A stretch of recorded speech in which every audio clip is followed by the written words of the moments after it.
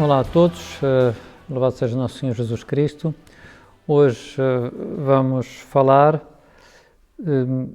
sobre o presépio e as figuras do Menino Jesus e perguntarmos-nos em que medida é que esse recurso nos pode ajudar, nos pode facilitar a aproximação ao Nosso Senhor. Lembramos-nos que o presépio é uma imagem do mês de dezembro. Quando festejamos o Natal, dezembro e começo de janeiro, e é uma altura muito boa para conseguirmos cultivar o carinho a Nosso Senhor através deste recurso. Antes, só para referir 2 minutos, este assunto, temos o tempo do Advento, que é um tempo de espera, um tempo em que a Igreja convida a fomentar o desejo de vir a estar com Jesus. Então, uma das maneiras de viver bem esse tempo, dentro dos muitos recursos que fomos falando aqui durante estas sessões, é precisamente tudo o que se refere ao Antigo Testamento. Usar o Antigo Testamento com as profecias, a tipologia, que falámos na sessão correspondente, para cultivar o desejo de poder vir a estar com Jesus.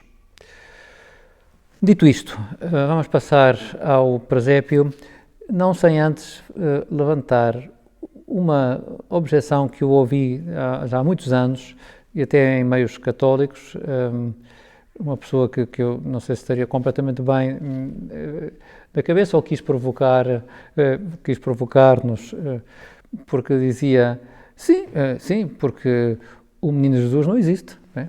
O Menino Jesus não existe. E claro, aqui pareceu-me uma estupidez a forma de dizê-lo, mas o que me veio à cabeça diz, atenção, que isto requer uma resposta um bocadinho mais cuidada, embora, enfim, Nosso Senhor, com o corpo glorioso, não sei se podemos falar de uma idade propriamente dita. O Nosso Senhor apareceu como jardineiro, apareceu como viajante, né? Os respectivos não o reconheceram ao princípio, podia aparecer como criança, penso que há histórias também, pode, né? Mas eu percebo o que é que ele queria dizer, né, na altura, e portanto isso exige uma resposta que vá ao encontro um bocadinho dessa objeção, que não deixa de ser absurda, mas que nos leva a dizer, bem, vale a pena dar crédito ao presépio. Eu retinha-se para a tal base bíblica que nos pode servir nesta sessão, propunha o texto de São Lucas, um dos textos que se lê na liturgia do Natal, onde se explica como reagem os pastores ao anúncio do anjo de que nasceu o Messias. Diz assim, São Lucas: subitamente apareceu com o anjo uma multidão da milícia celeste, louvando a Deus e dizendo: glória a Deus no mais alto dos céus, e paz na terra aos homens por ele amados. Quando os anjos se retiraram deles para o céu, os pastores diziam entre si: vamos até Belém e vejamos o que é que lá aconteceu e o que é que o Senhor nos manifestou. E foram a toda a pressa e encontraram a Maria, José e o menino deitado na manjedoura. A Igreja procurou imitar esta atitude dos pastores no seu desejo de ir ao encontro do menino, de nos convidar a ir ao encontro do menino, ir ao lugar onde ele nasceu, aprender a estar lá, contemplando-o silenciosamente e regressar radiantes às ocupações habituais, já com o menino no coração. Então, o presépio o que faz é recriar o lugar e o tempo do nascimento. Há pouco mais de um ano, o Papa Francisco escreveu-nos uma carta belíssima sobre o presépio, Admirável Signum, um sinal admirável, que eu me convido a reler, talvez mais próximo dessa data, onde nos explica a origem do presépio, recorda-nos a origem do presépio, e tece uma série de considerações que são utilíssimas para aproveitarmos este recurso. Então, a origem do presépio começa com São Francisco, como muito bem sabemos. O santo quis, no dia do Natal, recriar um ambiente de pobreza que Jesus viveu, em que Jesus nasceu naquela noite. E convidou pessoas para se reunirem, recriou uma manjedoura, pôs o burro, o boi, a manjedoura com as palhinhas, né? E sobre essa manjedoura, penso que se terá colocado uma mesa e um sacerdote celebrou a Eucaristia, mostrando assim, escreveu o Papa, a ligação que existe entre a encarnação do Filho de Deus e a Eucaristia. Em Grécio, que foi o local onde aconteceu o primeiro presépio, naquela ocasião não havia figuras. O presépio foi formado e vivido pelos que estavam presentes. E continuo a reler as palavras do Papa Francisco. Assim nasce a nossa tradição, todos à volta da gruta e repletos de alegria, sem qualquer distância entre o acontecimento que se realiza e as pessoas que participam no mistério. O primeiro biógrafo de São Francisco, Tomás de Celano, lembra que naquela noite todos ficaram contentíssimos e regressaram às suas casas cheios de inefável alegria, precisamente porque tinham revivido, em certo sentido na pele, o ambiente do nascimento de Jesus. Ainda sem abandonar o Papa Francisco, diz assim: São Francisco realizou uma grande obra de evangelização com aquele sinal.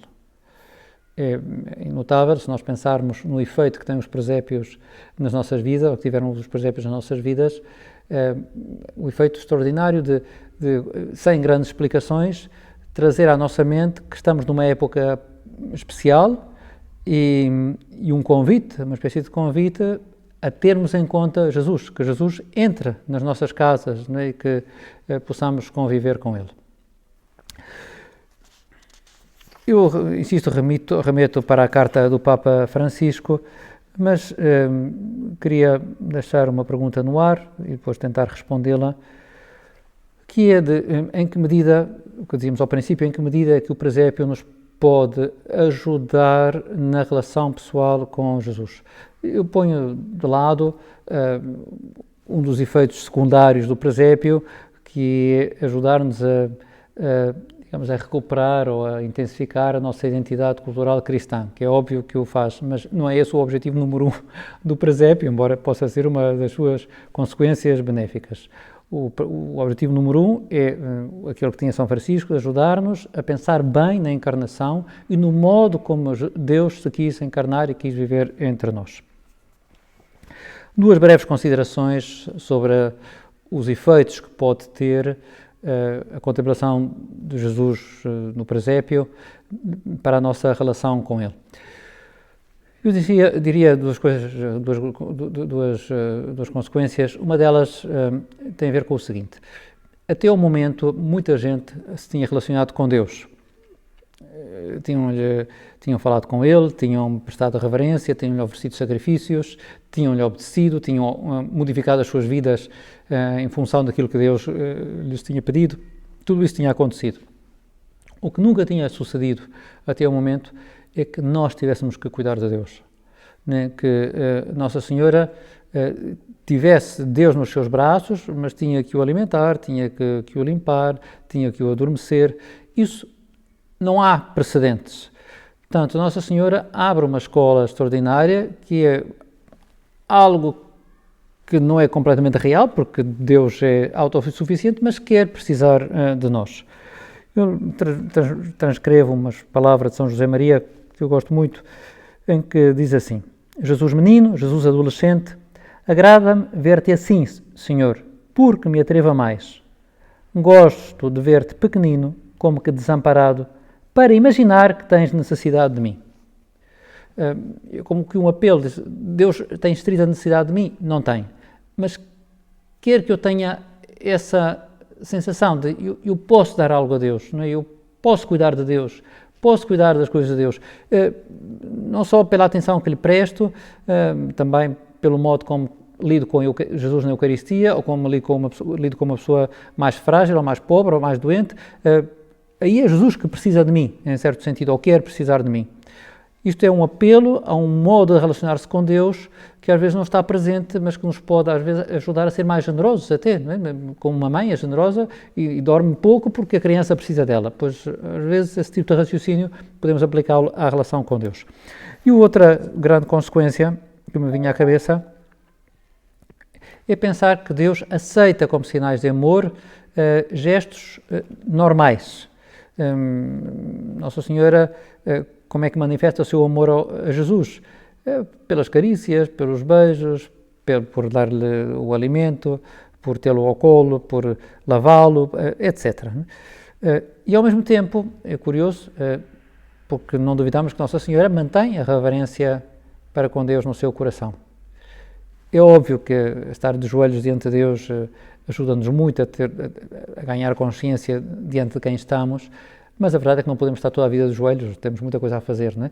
E ao mesmo tempo podemos lidar com Deus, estar com o Senhor, ter a consciência de que Ele está connosco, mesmo que façamos gestos normais, ou tenhamos gestos normais, ou tenhamos uma conversa, diríamos, normal, na rua, podemos ter essa conversa feita de gestos habituais, sem perder a consciência daquele com quem estamos a falar.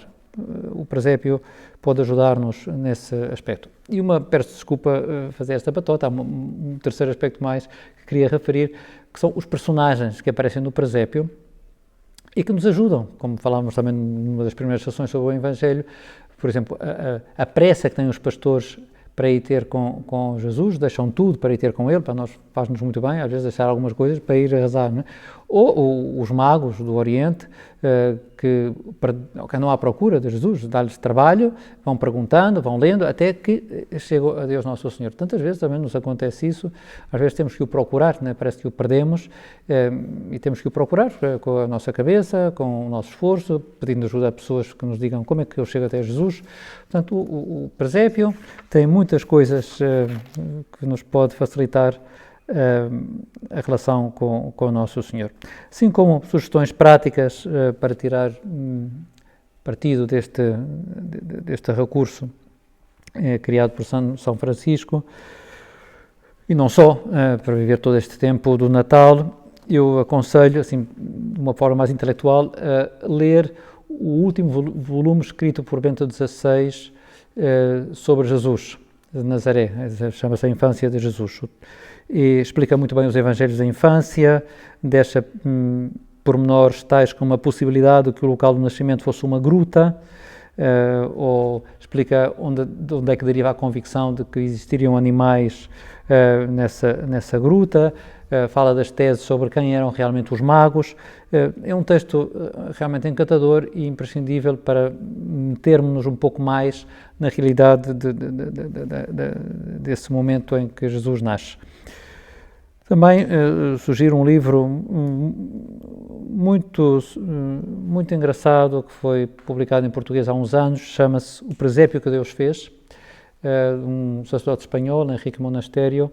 Muito engraçado porque, mais ou menos até este fundo, enfim, com uma historinha à volta, é que foi Deus quem fez o presépio, no sentido de criou as coisas, criou as estrelas, criou as montanhas, criou as ovelhas, tudo isso para que um dia ele próprio pudesse fazer o presépio, né? E, portanto, fala do presépio, o local de nascimento real, como se fosse o presépio, um presépio que o próprio Deus fez. É muito sugestivo e ajuda a olhar com um particular carinho para o presépio. Na época natalícia, para dar mais importância ao presépio, eu também aconselho a reler a carta Admirável Sinal do Papa Francisco, como já referi ao princípio, e também eu sugeria que nos habituemos a rezar diante do presépio nessa altura, né? Talvez uma coisa que pode ajudar a viver bem essa época, eu penso que o Papa Francisco também faz alguma referência na sua carta, é adaptar as personagens à realidade da existência, né? do dia em que estamos. Por exemplo, não colocar o Menino Jesus antes do dia 24 à noite, os magos chegam depois, enfim, também não é nenhum crime, nenhum pecado colocar os magos desde o princípio no local, ou também colocar o Menino Jesus no dia 20, mas, enfim, tem a ver com a verdade das coisas e pode-nos facilitar, né, pensar um bocadinho melhor em que momento estamos a viver.